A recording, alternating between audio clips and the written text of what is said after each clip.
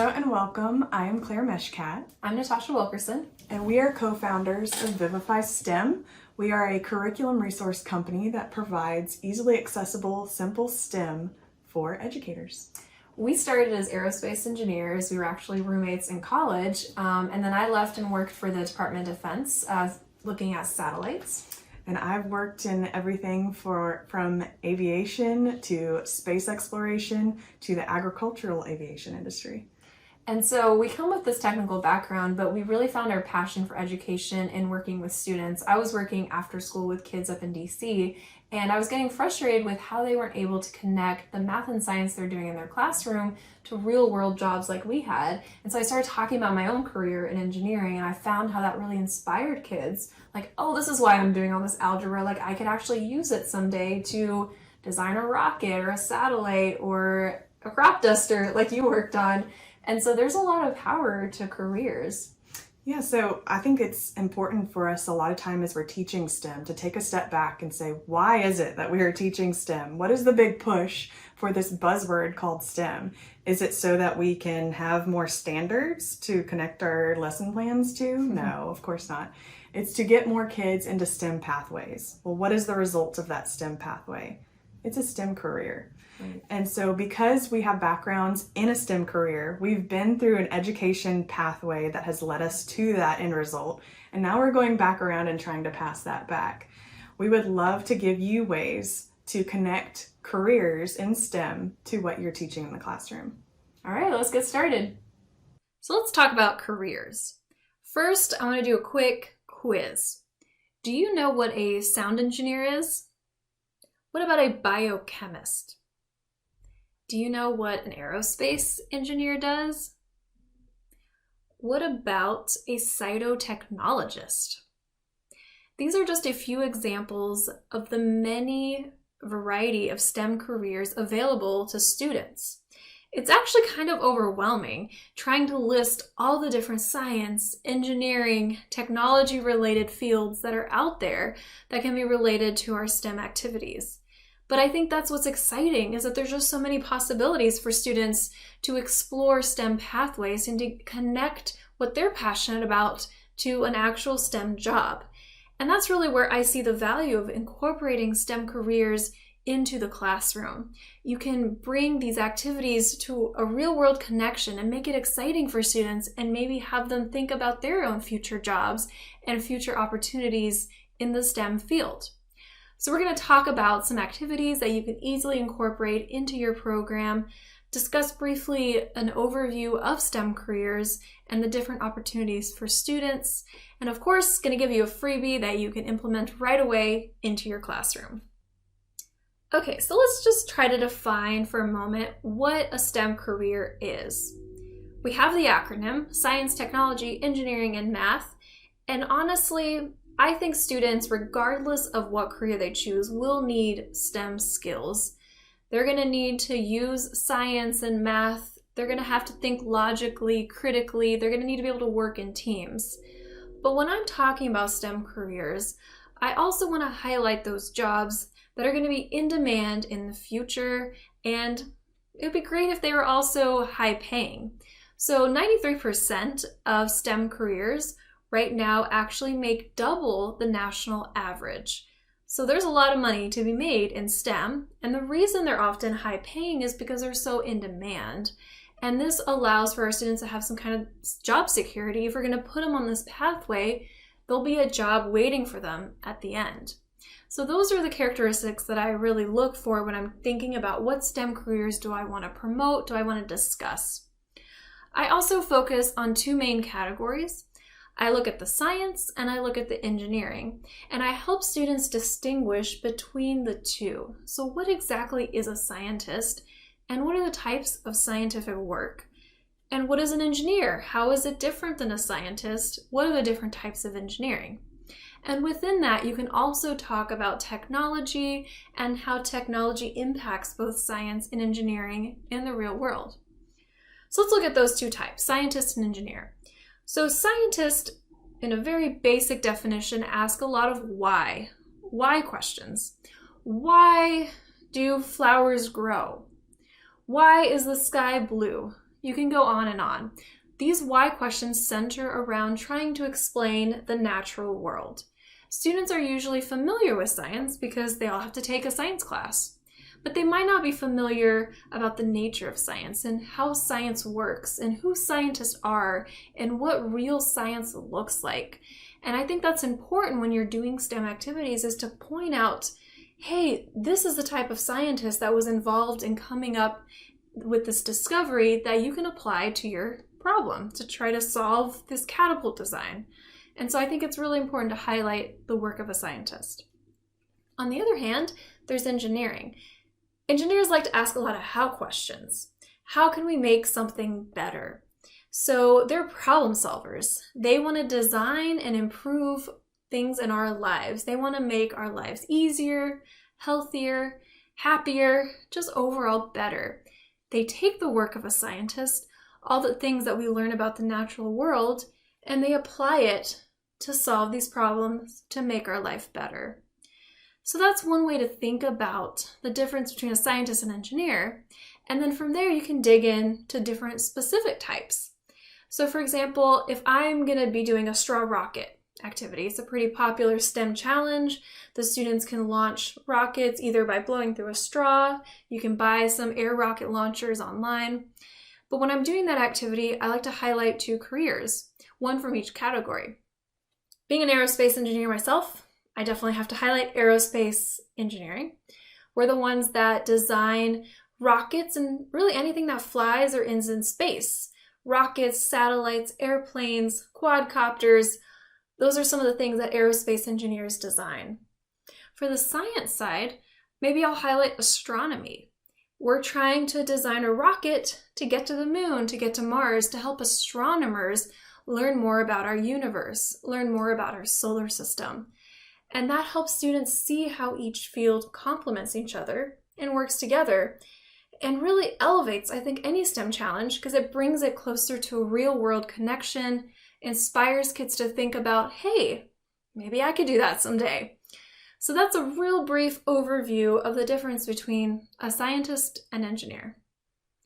So now that you have a general sense of what STEM careers are about, how do you actually put it into your lesson? How do you talk about these STEM careers and incorporate it into an activity you're already doing? So I brought up the example of straw rockets and wanting to add in aerospace engineering and astronomy. The easiest way to do that is with a video.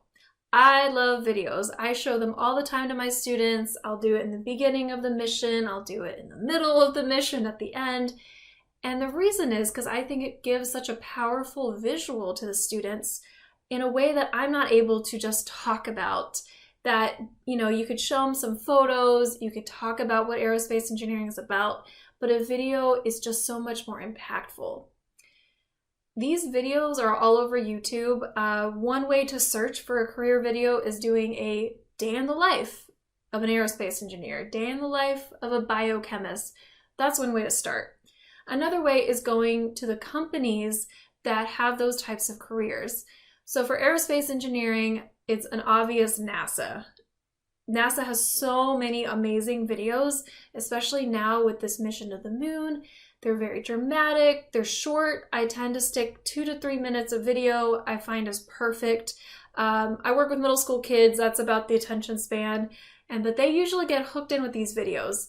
They're dramatic, they're engaging, and it really helps again with that visual of what that career is about and also what the products are. What's the rocket that they're going to be building? What does that scientific work look like? I think is a really great tool to have in the classroom. A second way to incorporate it into your project is through the storyline.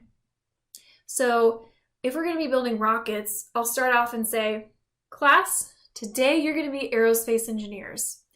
And I'll talk about it over and over again. I'll point to the students and say, how's it going, aerospace engineers? How are you doing with this challenge, aerospace engineers? Do you need any help, aerospace engineers? Just emphasizing that career over and over again throughout the activity to really help them embody the role of that type of career. Makes it more fun. It's a little bit of role playing. It makes it more interesting for the students. And then showing that video to accompany the storyline, I think is a great, easy mix to add to any STEM challenge. You can also divide up roles. So for example, you might have an aerospace engineer who needs to support an astronomer who's trying to learn about the moon. And so these different roles can embody real STEM careers, and students can even switch, take turns, and explain to each other, this is my role, this is what I will be doing as your aerospace engineer. I think is a great way to bring these engineering and science careers to life and help students connect with them. Another way to add STEM careers into your program is by actually bringing in a real STEM professional. So finding a civil engineer or a biochemist to come and talk with the kids and share what their work is about, especially if they're local. Maybe they grew up in that city or went to the school your students go to. Having that personal connection, I think, is really important, and saying, hey, they can do it, maybe I can do it too. But there are some words of caution here, words of warning. I have done a lot of my own STEM engagement outreach. I've also brought in a bunch of speakers, and honestly, it's hit or miss. So you're gonna spend a lot of time doing the logistics to bring somebody in, the background check, whatever it is your school requires. You wanna guarantee you have some maximum outcomes here. So first is preparing that speaker to talk to your students. Have they had experience with kindergarteners or third graders? Making sure they have developmentally appropriate content. They're keeping it interesting, breaking it up with some videos, some demonstrations, some show and tell where they pass some things around. Those pointers are really helpful to STEM professionals that really are, invested, they're volunteering their time, they want to come meet your students, but they're open to these suggestions because they also want to have an impact. They don't want to bore the students to death. They really want to engage them and connect with them. And so giving them some pointers, I think, is important. And gauging if that person is a good fit for your age group. The second thing is preparing students for that speaker. So if you're going to be bringing in a mechanical engineer, what is a mechanical engineer? Having a general sense of what that is helpful so they can better connect with that speaker. They can maybe have some questions already in place. Perhaps they're going to do some research. A great place to start are the professional societies of that field. So for aerospace engineering, it's AIAA. They have tons of resources. They interview aerospace professionals, and it's a good place for you as an educator just to get a quick overview of what that career is about. I'm also going to link here a few websites that are great for STEM careers that give a very nice overview of each career, have some great videos. That could be another reference point. If you're bringing in a guest speaker, you could have the kids do a little bit of research, just get them prepared for that speaker. But let's say you don't have time, you don't have the resources to bring somebody in, or maybe you're wanting somebody that's not in your local area. There's this great platform called Metris. It is available to classroom teachers, even informal educators, and they'll connect you to STEM professionals across the country. So a couple years ago, my Space Club students, they're middle school, we connected with an aerospace engineer who works for SpaceX. She was out in California, we were in San Antonio, Texas. We did this amazing video chat. She was live, projected on our screen in the library. They had a Q&A session where the students asked a bunch of questions, and it was a really great experience. So if you're wanting to do more of the virtual route, making sure you have good internet at your school is an obvious must, but that's another approach if you're not able to bring in, a physical person to come talk to your students. I want to end this session talking about a way to personalize the discussion of STEM careers for your students. I think this is really important, and it can help narrow down this really broad range of careers to something that connects with your students and aligns to what they're interested in. So the tool I use in my program, we've been doing it now for a couple years, it's called Sparks. It was developed by the Search Institute, and it's a way of looking at what are your kids passionate about? What are they really interested in? So these sparks are what gets them out of bed, what gets them excited. They always want to talk about it. And honestly, I work with middle school kids. It can take some time to really dig in and figure out what it is that is unique to them, and that's not just what everybody else is doing. I get a lot of football and video games, watching TV, Sometimes they're silly about it, like sleeping, breathing. So you've got to kind of get past that and really dig into what they're interested in. And so some of the sparks that we've been able to get out of our students: photography, origami, writing, cooking, traveling, hiking, helping others, medicine or like healthcare. And then you have your common basketball, trombone, a clarinet, name an instrument. So it can be anything from a hobby to an interest to just something they're passionate about. This, initially it has nothing to do with STEM careers. It's really about getting to know your students and building a relationship with them. I use these sparks throughout my entire year-long program. I put it on their name tag. We create a mission patch that's all about these sparks, and they commit to it. They say, this is my spark for the year, and sure, kids change their minds a lot, jump from interest to interest, but this is something that they say, okay, this is really what I'm passionate about.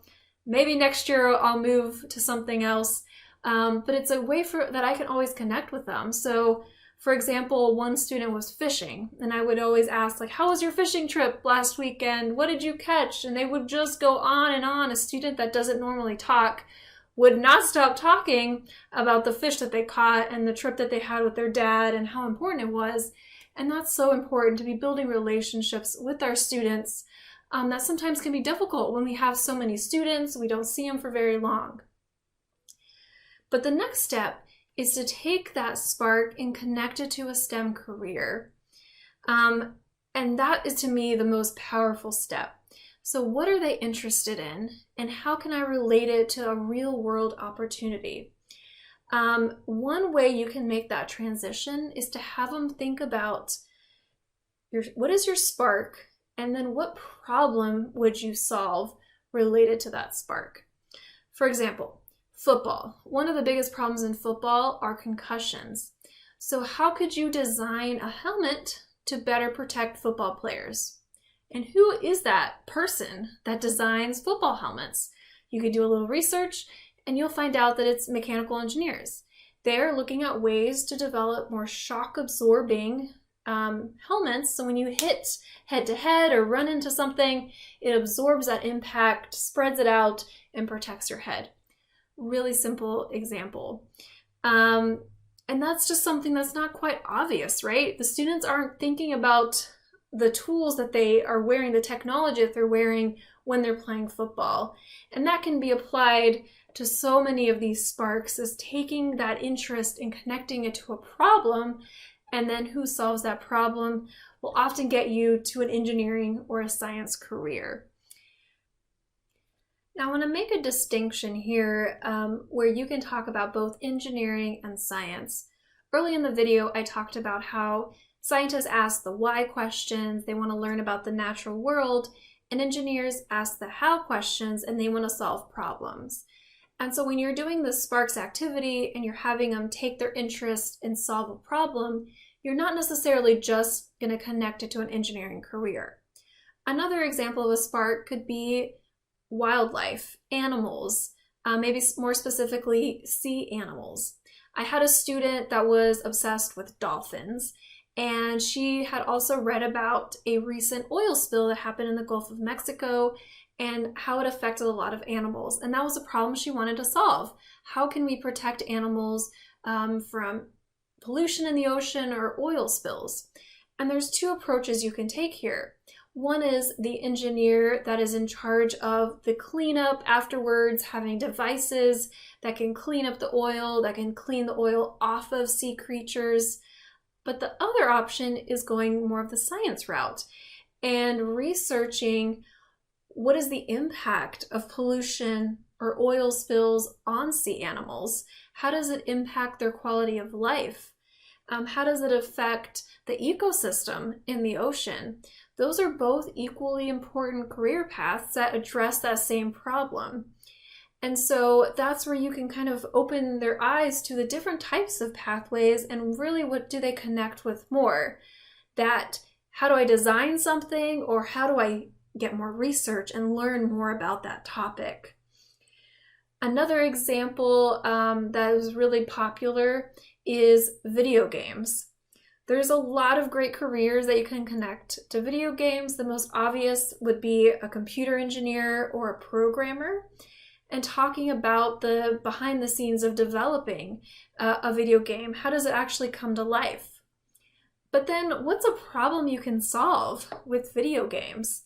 And students have come up with really creative ways, mostly for education. And so having a video game that teaches you math or that teaches you science and how you could program that game. And so it really empowers the students to say, here's a problem I want to solve. I'm really bad at math. Maybe I can design a video game to help me get better. And so it personalizes it, it makes it unique to them. And there's so many different spin-off projects you can do. One is just having them do research to further develop that idea. A second idea is having them create a visual of what their spark is, the problem they're trying to solve, and the related career. So there's two ways I've done that. One is with a mission patch. So it's just a regular 2D circular patch that they color, they draw, they might download some clip art off the internet, and they have it as a name tag, or they put it on their binder as the cover page for that engineering notebook. So that's one easy way to go.